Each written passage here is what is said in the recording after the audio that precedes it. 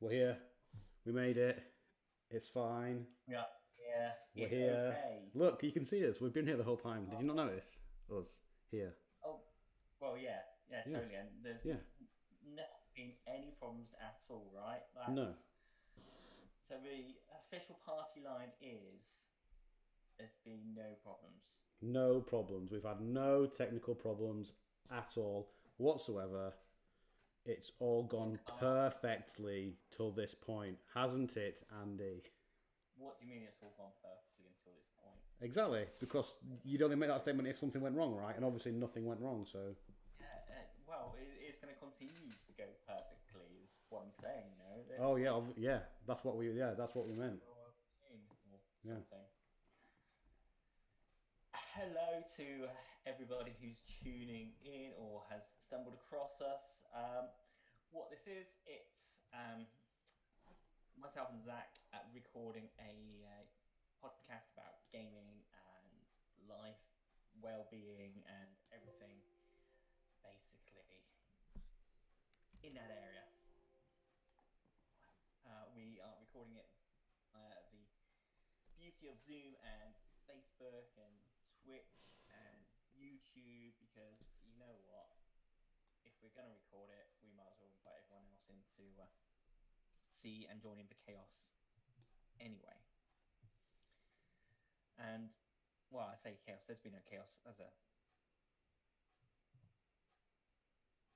No chaos at all. None. Totally no chaos. It's just running so smoothly, actually. If anything, it's running more smoothly than normal. There definitely wasn't an issue with the video capture for the webcams over Zoom. There definitely wasn't one because, as you can see, we're both here. We're both above our correct names.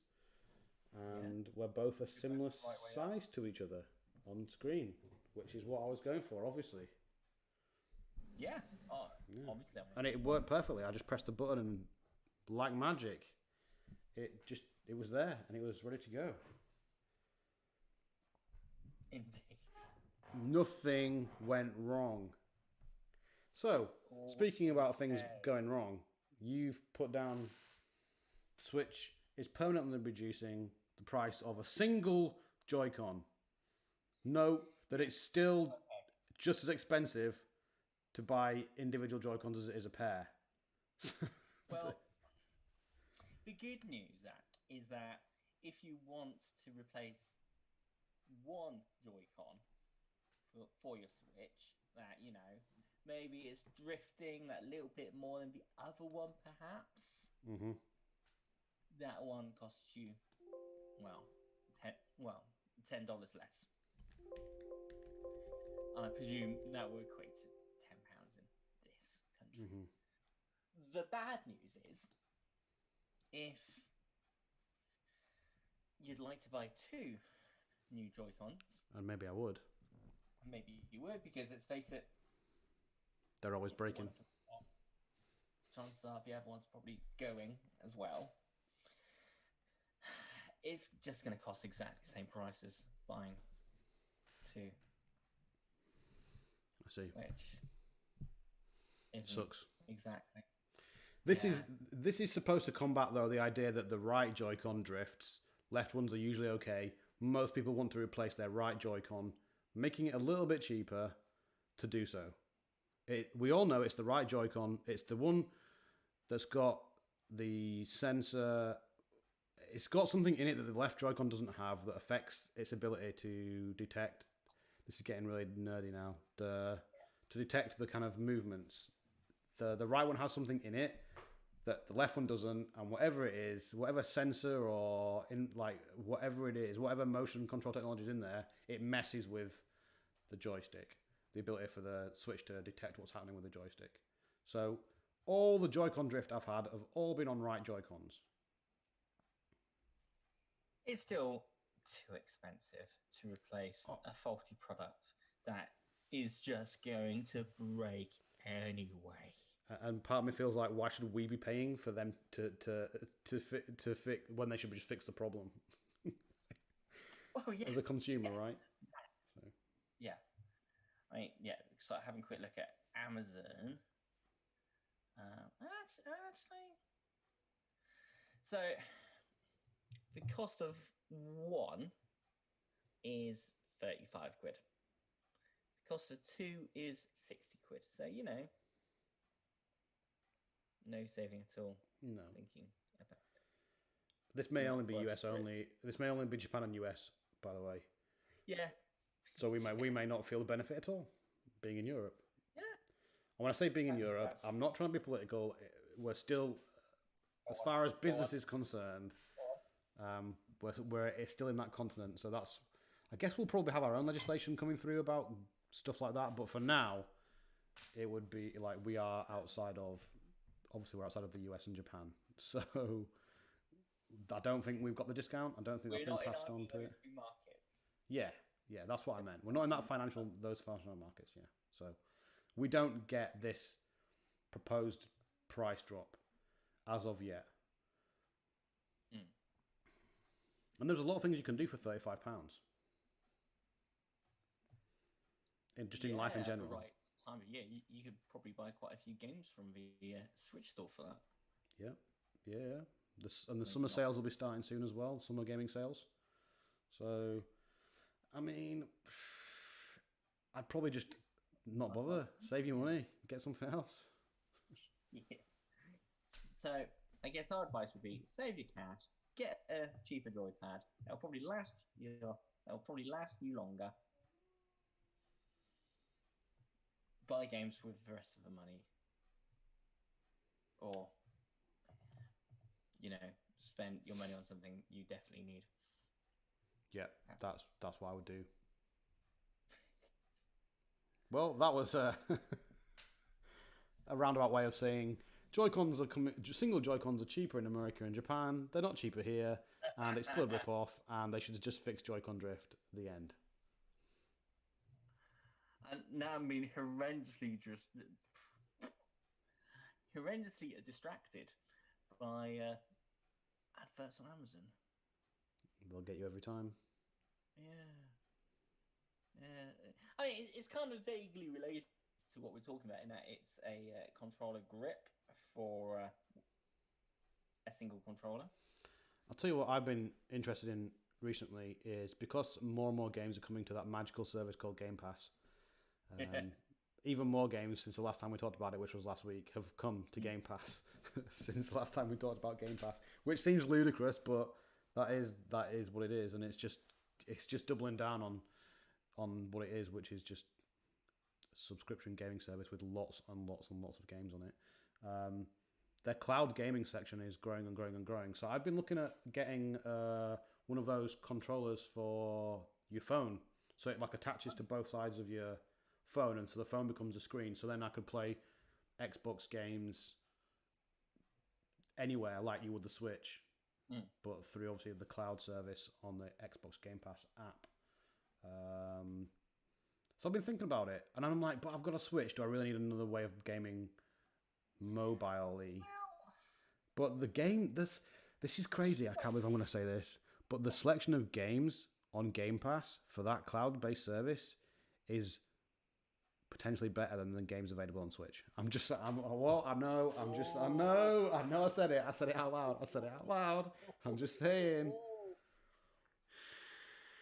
I mean, admittedly, I did look at buying Final Fantasy on the Switch the other day on sale. And I was like, hang on a second, I'm fairly certain I saw it on Game Pass. And I kind of held off. I've not done anything with it yet. I don't know. Maybe it's spending an hour a week talking with someone who discusses Game Pass every now and then. Maybe I'm starting to hear a Zach voice back of my head. Yeah, I would just get Game Pass. Whatever it is that you're gaming at the moment, even if we've both got Switches, and actually one of the games I'm going to talk about later is something I've been playing on the Switch. But it's also available on the consoles. It's not in Game Pass, so it's not quite that bad. But so I was thinking, whenever you find yourself asking yourself, what shall I play? What shall I do? That kind of question. Like Game Pass is always that option where it's like, well, for £10 a month, I could just subscribe to it, and then I'm always going to have new and interesting things to look at every month.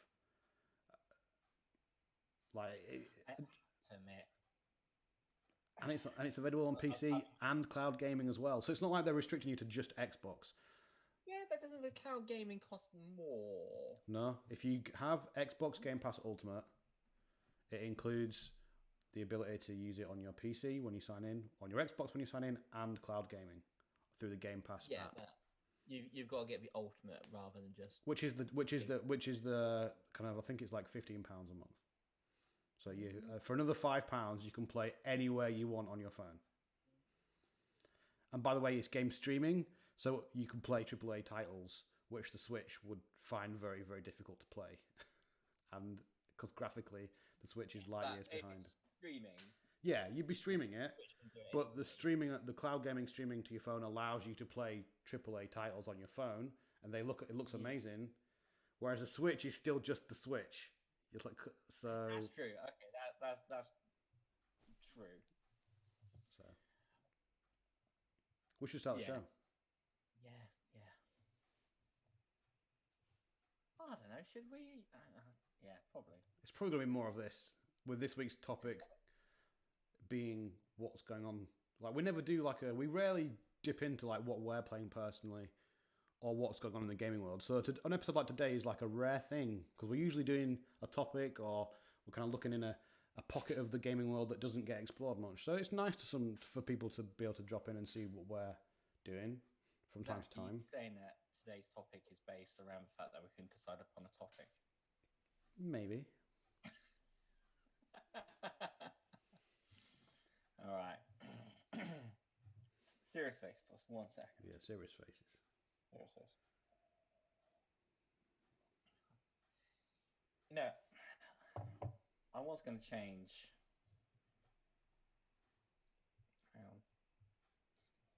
I was going to change how I introduce this. Because, you know, for the last 23, 24 times we've done this, I've had a set line. I never quite got around to deciding on what that thing was going to be. And now I've got myself in this kind of confused state of being that is... It's generally my job to introduce the podcast, and I've got a fixed line in my head, but I'm going to say something else, but I don't know what that other thing is. Yeah, welcome to the inside of my brain. Podcast with Andy. Should we just... Do you think we should just start, or I should just get on with it? Probably, yeah. Okay.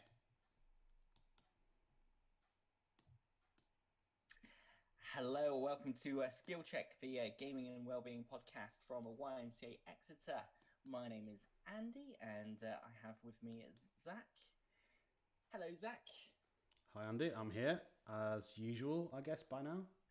It'd be weird if I wasn't here, but I am here, so it's okay. It would be a bit, weird and sad, and I would miss you, to start with. And, I kind of feel like I should apologise, you know. I don't know about you, but I'd never come down with a cold nice and quickly. It always starts as like this kind of sniffiness that kind of lingers for like a week or two. It then hits me. So, particularly if you are listening to this and you've got me through your ears, you're listening, and if I sound bummed up, I'm really sorry. It always happens before holidays, though.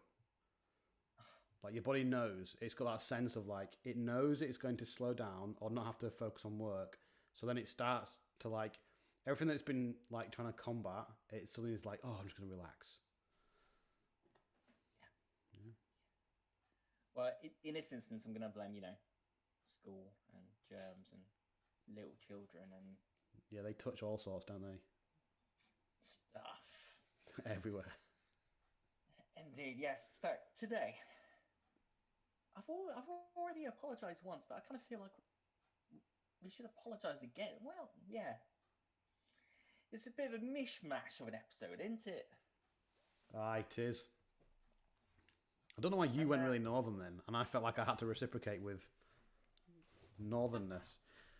I am from the north of England, so it's not like I was putting anything on. But I just... There you go. I was... Don't look at me strangely like that. It's okay. I'm doing it again, aren't I? So today, guys, we're going to be looking. We're going to be looking at games that we're playing, games that are coming up soon that we think it's worth giving a shout out to for you guys to be aware of. This is more of a general peek behind the curtain at what we get up to in the gaming world, because a lot of the episodes we focus on a topic, or there'll be something that we've picked up on the news, or kind of a really good resource around gaming that we want to share. But today, we're being selfish, and let's face it, it's about us. It's all about us today. It's all about us. Oh, that's our new jingle. That's our new intro jingle for the podcast. Perfect. We've been wanting one. Andy's just done a live recording for you guys. Fantastic. I'm just gonna Just copy clip and that paste straight that away. out, and put it on a loop, and maybe have that as my ringtone. Definitely. Before we get into that, can we talk gaming news very quickly? Well, it's not even gaming news. I just want to share a anniversary that's just gone past. Animal Crossing. It's been out for about a year and 4 days, something like that. Wow. It's 1 year birthday. Yes. And from the sounds of it, they're planning like different events, and content with Animal Crossing has not been slow on being released.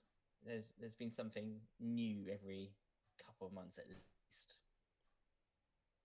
From the rumors and the news that I've seen online, yeah, what I'm saying is, if the idea of a never-ending game about kindness takes your fancy, and you've not yet taken the plunge down the world of Animal Crossing, there's still going to be a load of content coming out over next year from the looks of it.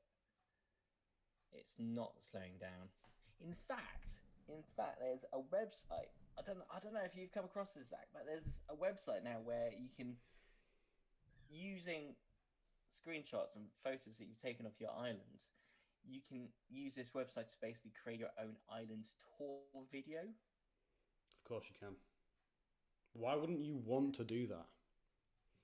I mean, I do, and I don't even play Animal Crossing. I know, right? I'm almost tempted to create my own. And maybe share it with everyone. Okay, I'm being slightly sarcastic, but Animal Crossing just doesn't do it for me in any way, shape, or form. I don't really get it, and this just seems like another pointless thing that Animal Crossing has done to just be another just nonsensical, weird thing that loads of people will do, and I'm like, why? It's my like I could. Why? Okay, I don't understand. Why? I'm not sure if I can answer the question why, but I'm going to attempt to at least point in the direction of an answer. Lockdown. That's true. There is plenty of time and not a lot going on. And it was released just before the world went a bit, nuts. And you've got this game where you basically get to, explore and see people and do stuff. I think that's why.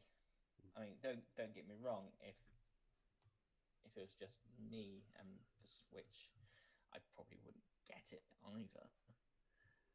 But I can fully understand why it's a huge game. Speaking of strange things that have happened around huge games, Monster Hunter Rise, coming out for the Switch very soon. Yeah. A gaming company in Japan that makes virtual reality games realized that the majority of staff members were taking that day off work because of the release, because it's a huge deal. Monster Hunter, by the way, massive in Japan. And decided that instead of have most of the workforce off for that day, for that release day, they would just close the company for a day and give everyone the day off. That way they didn't lose out. And so that basically that's what they did. They just decided they were going to close for a day and allow their staff to play Monster Hunter Rise the day it comes out in That's Japan. Awesome. There you go. That's awesome. Yeah, I thought that was pretty cool. So we can definitely pull that kind of a trick at at the Y. In the future if there's a big game coming out. Big movie, maybe. But there you go. I'm not a huge Monster Hunter fan, so whilst I get it, and it's strange because I do like grinding and I do like kind of role-playing games and action RPGs. Monster Hunter's never really done it for me. So although I won't be playing it, I do get the fascination with it. Tell you what, I'm almost tempted to take the day off when Black Widow is released on Disney Plus. Yeah, although you have to pay extra to watch it on the day it comes out. Yeah. It's like 20 quid on top of the subscription. Buy that. I'm going to cinema. I'll be there. I'll be cinemaing it up. By that point, I'll be going. What was it? July, I think it comes out now. Yeah, sort of. Yeah. You hope. Yeah, we hope. Oh my days. But swinging that conversation full circle, and because we're a gaming podcast, but I'm going to quickly interject as well. Did you watch the first episode of Winter Soldier and Falcon? Or Falcon Of Winter? course, it was Falcon awesome. Soldier. Of course, yeah, it was awesome. Way more my speed than WandaVision. Whilst I did like WandaVision, it was way more. This is way more traditional superhero action and intrigue type show. Whereas WandaVision was a little bit, and I don't mind weird. I like weird. I just finished WandaVision thinking nothing happened.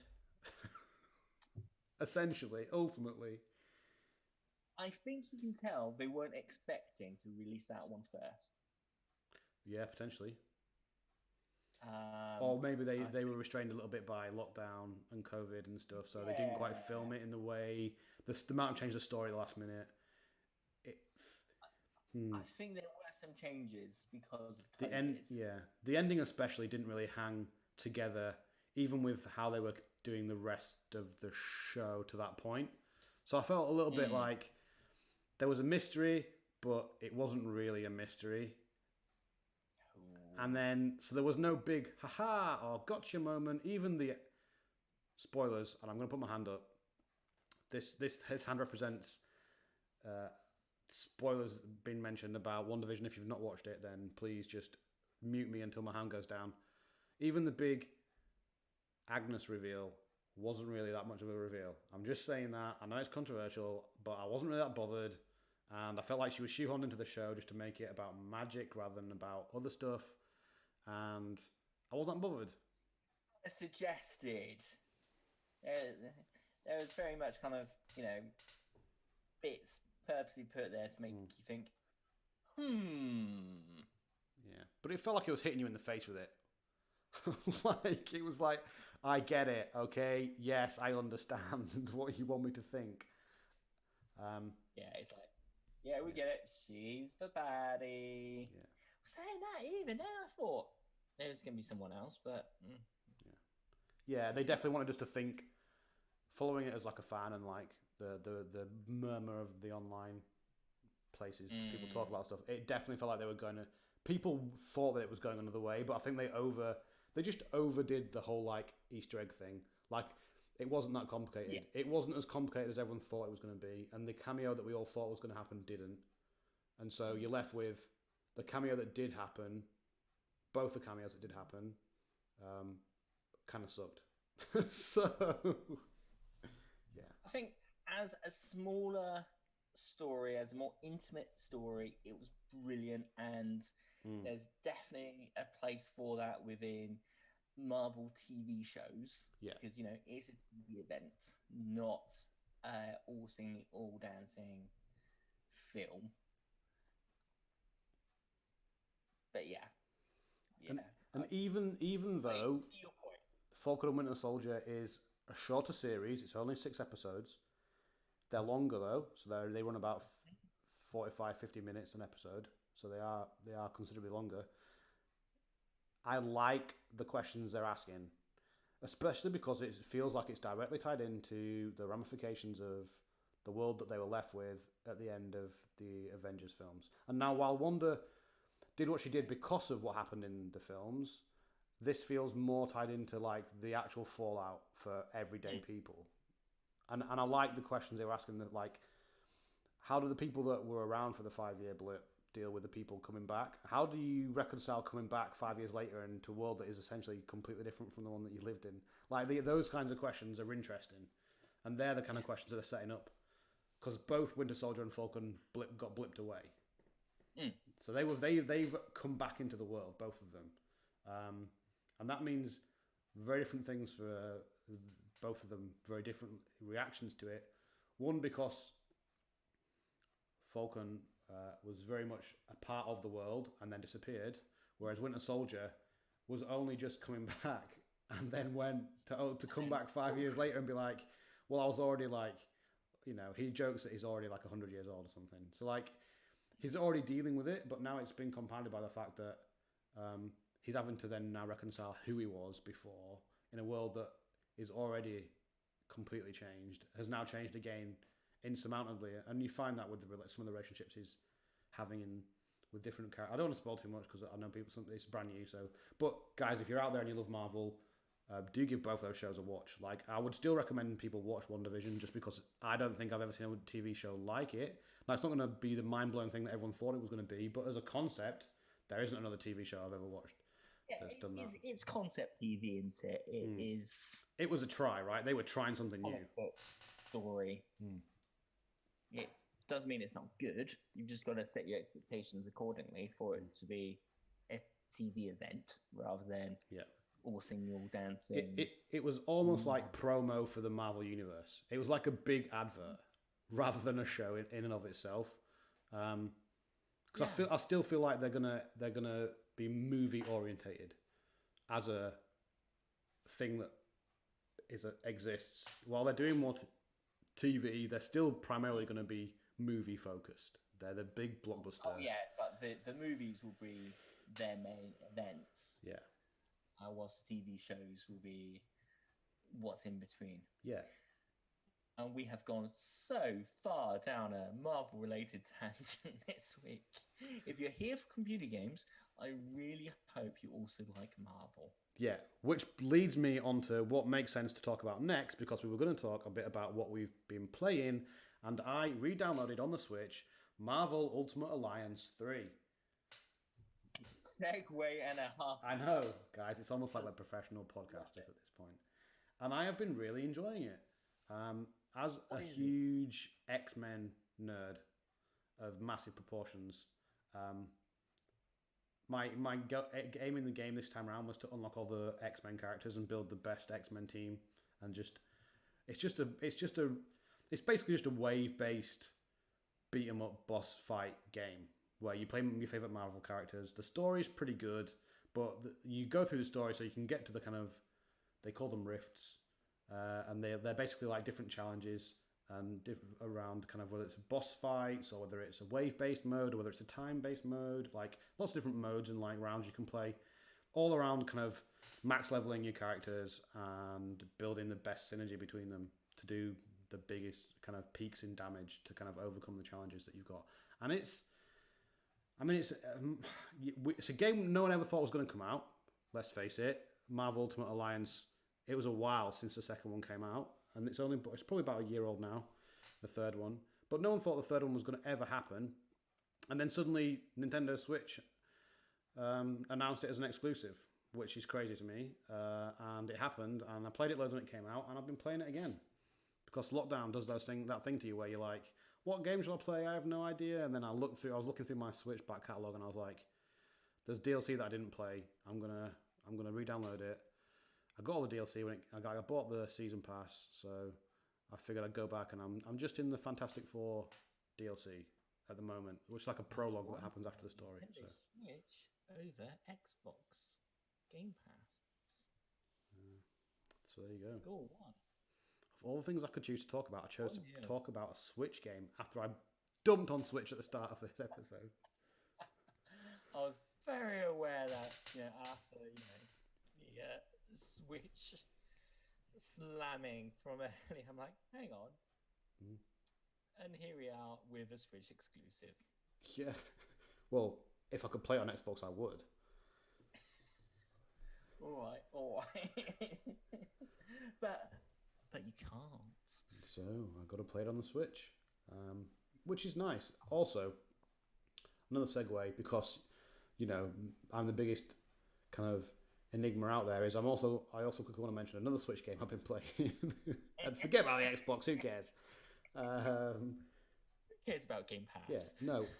This is a game that I had on an Xbox when it first came out. It got re-released and remade, like remastered, not remade. Recently, I got it again for the Xbox because I wanted it, and then I saw that it just recently came out on the Switch, and I was like, actually, handheld mode makes this game really cool. And Andy, this is a big recommendation from me to you about games you should play. This is Kingdoms of Amalur: Re-Reckoning. Okay, it's an open world role-playing game, and was arguably one of the better kind of RPGs of the last generation. I think it was Xbox 360 potentially, but it's just got a fresh look of paint. All the DLCs are included. It's got new DLC coming to it, like 15 years after it came out. And it's only 35 quid. So you're essentially paying for a full price game. It's a bit cheaper than that. And you're going to get hundreds of hours of content out of it. It is a huge game. And it's open world, and the graphics are like World of Warcrafty, kind of not cartoony, but not real, kind of sitting in the middle. There's armor to hunt, there's armor quests, there's armor sets to get that change the way you play. It's got a multi-classing system where you can choose to be like a wizard, a rogue, or a warrior. You can mix it up between, and as you mix it up, you unlock different bonuses. So you could choose to invest in all three. You could choose to mix it up between a wizard and a warrior, or a wizard and a rogue, or a rogue and a warrior. And based on what you do, there's different destinies that you can unlock, which is all about your debt. It's like all about fates, and there's a fate system where you unlock different bonuses depending on what combinations you do, and you can re-roll at any time you play. So if you've been playing mage for 30 hours and you're like, actually, I want to try warrior, you can respec on the fly. So you can just respec right there, dump them all into warrior, run around as a warrior for a bit, and as you're kind of collecting equipment. What the problem with the old system when it first came out was loot would kind of not be intelligent enough to say, oh, this person's playing a mage character, we should probably push loot. So it does that now. So it's got smart loot. So if you're playing as a rogue character, you're more likely to see rogue equipment drop and set items drop. If you're playing so as you switch on the fly, the game knows that you've done that, and then will start giving you loot that is your class that you're currently playing, which allows you then to switch as many times as you want through your playthrough to find a way of playing that's kind of really cool and interesting to you. And it's really so, and yeah, quests galore. You'll get lost in it. It'll last forever. Graphics, even on a Switch. Yeah, graphics are pretty good. Ooh. Yeah, I've only played in handheld mode on my Switch Lite, and it's great. Like it's great as a handheld title. It works really well. So my what I'm playing right now, 2 Switch games: Marvel Autumn Alliance 3, Kingdoms of Amalur: Re-Reckoning. Both got tons of content, and with Kingdoms of Amalur, buy it now. It's 35 quid. It's a steal. Like it's for the amount of game you get in, it's ridiculously well valued. Like my price point is always, does it get to £1 an hour? So how many hours am I going to play it for?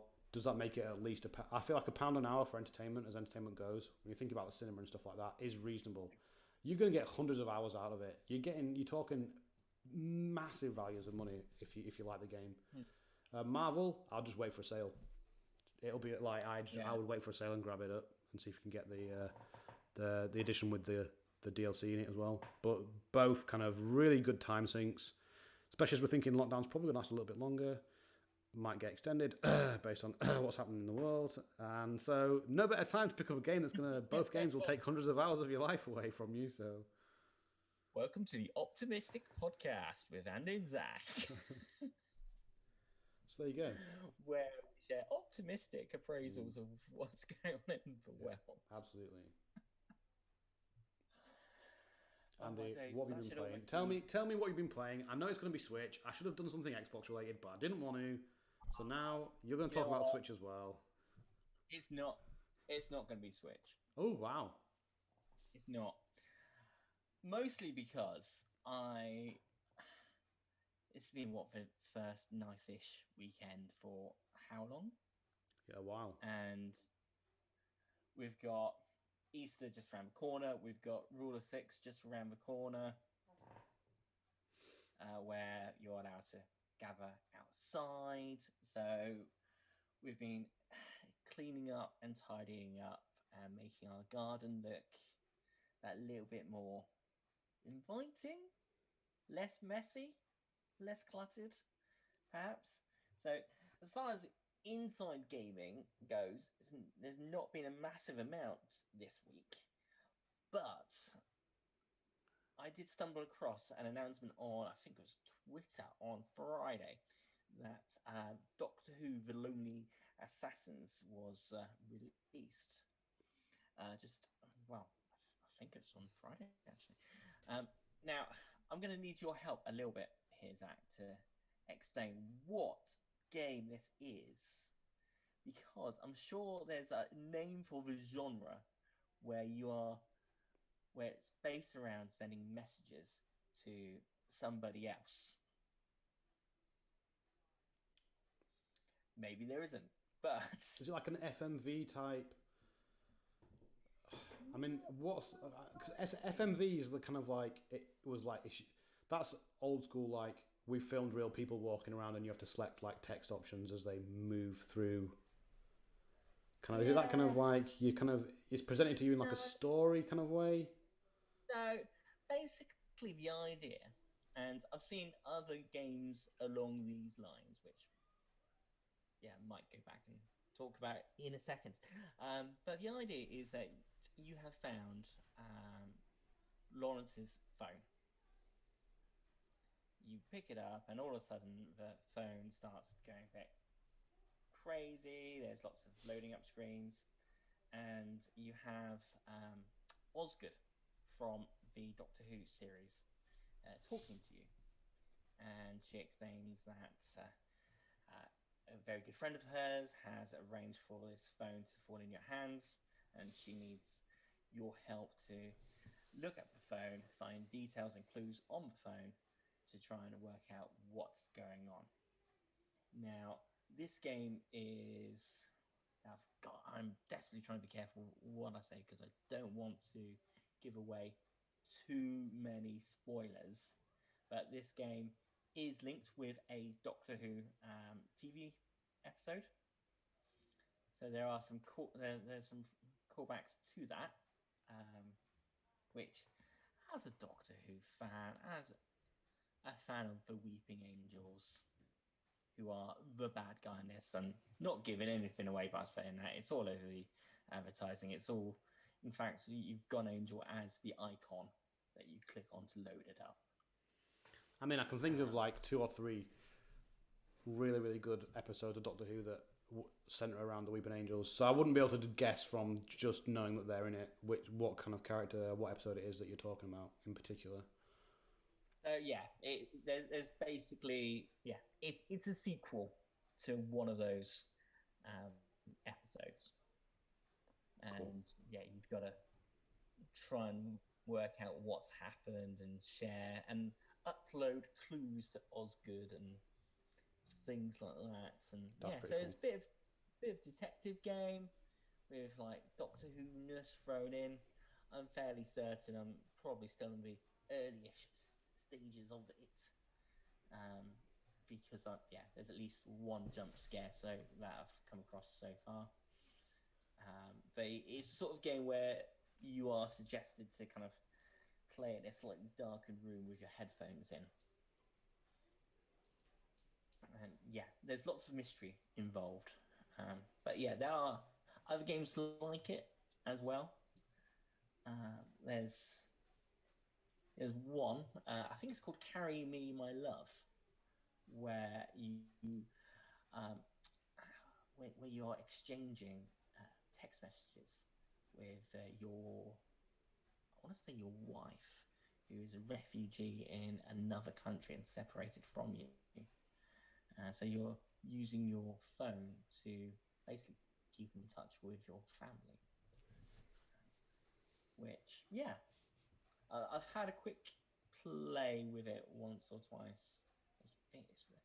I kind of feel almost compelled to go back and play it again now I've mentioned it, and talk about it in a later podcast, because I remember it being quite quite emotional journey, and definitely a bit of an insight, and how I've managed to move from Doctor Who to talk about the refugee crisis around the world is in itself the beauty of computer games, I reckon. Absolutely. But yeah, that's Doctor Who, The Lonely Assassins, and Carry Me, My Love. Worth checking out. Yeah, and very, very much designed for mobiles. You can get The Lonely Assassins on Switch and PC as well, but I wouldn't particularly go in that direction. Mostly because, you know, if you're looking at someone else's phone on a PC, it just doesn't feel right. It just doesn't sound right even saying it out loud. It just, yeah. It's a game that's well suited to the mobile phone format, I guess is my point. Well, when it's based around you having a mobile phone, you found said mobile phone. So. Indeed, yeah. Yeah, so yeah, that's what I've been playing. And oh my days, how long is this podcast gone on for? We've not even gotten to the games to look out for bit yet. We're going to do one each, okay? One each. And okay, one each. It's a name drop, really? okay? And where you can find it. Otherwise, we're going to be here for the years. My days. I can't remember what mine's called now. I'm going to have to try and find it online. Andy, you go first. All right. How about if I do two and give you time? Yeah. So number one for me is, well, I think it's Overcooked, All You Can Eat. It's basically a remaster of Overcooked and Overcooked 2. Nice. The multiplayer game on so many consoles where you work as a team together to create meals for whatever entity is at your door demanding food. I'm in two minds about it. Graphics look nicer. There's extra bits and pieces attached to it, but at the end of the day, apparently it's a remaster of a game I've already got, so I'm not sure about it yet. And game number two, I've just talked a lot about Doctor Who. I'm going back to Doctor Who again. Of course you are. For the other game that has been released in the spring 2021. It's called Doctor Who, The Edge of Reality. And it's coming out on PlayStation, Switch, PC, and Xbox. I don't know much about this yet, to be honest. If it's a puzzler or platformer, I don't know. The trailers appeal to the Doctor Who fan within me. It's a game I'm looking out for. Great. And I found mine, so this perfect timing. Yes. My game is a game called Black Legend. It's a dark, turn-based, combined with free-level exploration set in 17th century fantasy world. Coming out tomorrow for PC, PlayStation, Xbox, and Nintendo Switch. Just because I can, I picked a game that I was interested in anyway. I've already pre-ordered it for Xbox, but it is on every platform. And it looks really cool and dark and looks like a bit of a mystery, and it's a like you said, it's a turn-based strategy game, which I love, like XCOM style, kind of squad management, move different squad members around the board. They are different classes, do different things. Looks like it's got a cool setting. I'm all about it.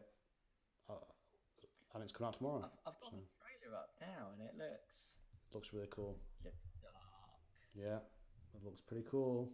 I'm into that. I'm into the kind of based game at all. Yeah, it says here, lead a band of mercenaries into a city covered by a mysterious, deadly fog. Face a cult that has formed around the creator of this fog. and piece together the story from the few survivors that remain, items and locations, and discover the truth behind the situation and stop the spread of the fog. I've just got to the bit that looks turn-based. Yeah, it looks really cool. Like they've done a really good job at keeping the atmosphere throughout the different. I think they've tried to make it seamless between exploration and combat. So like, I don't think there's like a loading screen. I think it kind of happens naturally as you're walking around the city trying to. And the cool thing is that not all the answers are like through like conversations. You have to like read some of the in-game books you find. You have to read item descriptions to find information and clues. So like, it looks like really cool. Like they've really gone to town with like it. So yeah, that's mine. Black Legend, and it's coming out everywhere tomorrow. Yeah, out on PlayStation, PC, Switch, and Xbox. And it's only like 20 quid. So. Oh, cool. Yeah, even better, right? That appeals. Cool. Zach. I think we may have smashed the 30-minute barrier a little bit today. It's true. We got caught up in the middle with Marvel and Doctor Who, and these things happen. We if you made it this far, well done. Well, that means that it's time for me to say thank you so much for tuning in to Skill Check Podcast. This has been a gaming and wellbeing podcast by YMCA Exeter. I've been Zach. He's been Andy. As always, you can find us on all good podcast providers. And if you want to get in touch with us via email, you can do that by emailing response at ymcaexeter.org.uk. It's one of those guys. I still haven't learned it off by heart. And you can also find us at YMCA Exeter on all good social media platforms such as Instagram, Twitter. And yeah, all that remains really to say is thanks again for listening, and we'll see you all next week.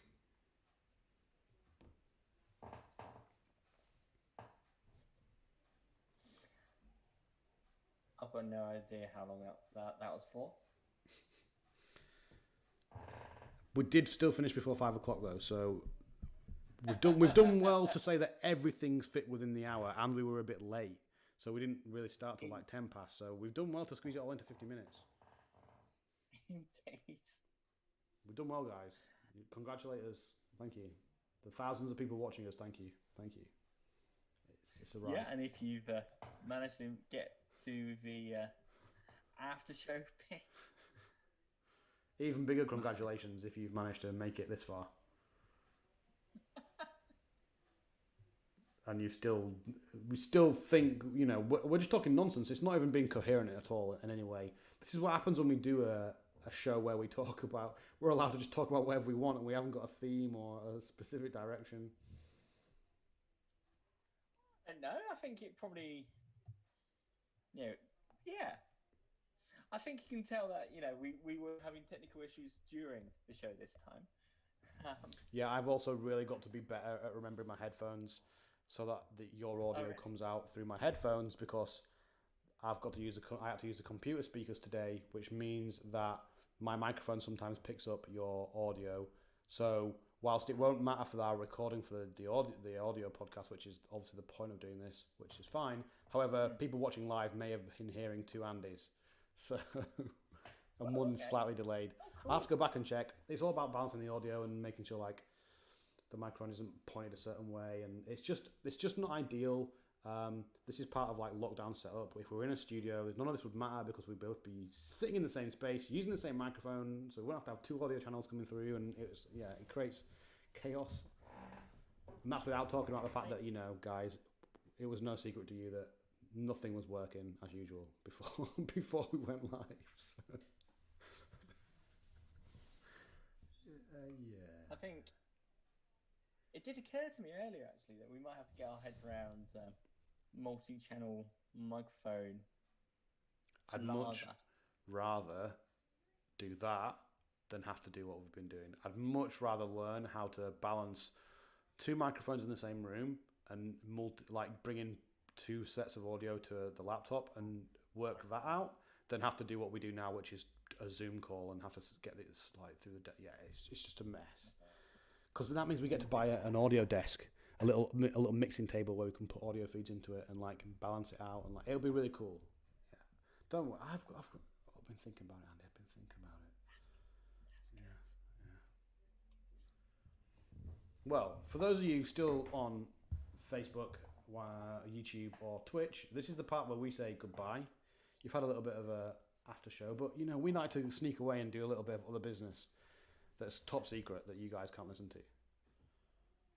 So, with that in mind, That exciting. we'll see you all next week. Depends on the week.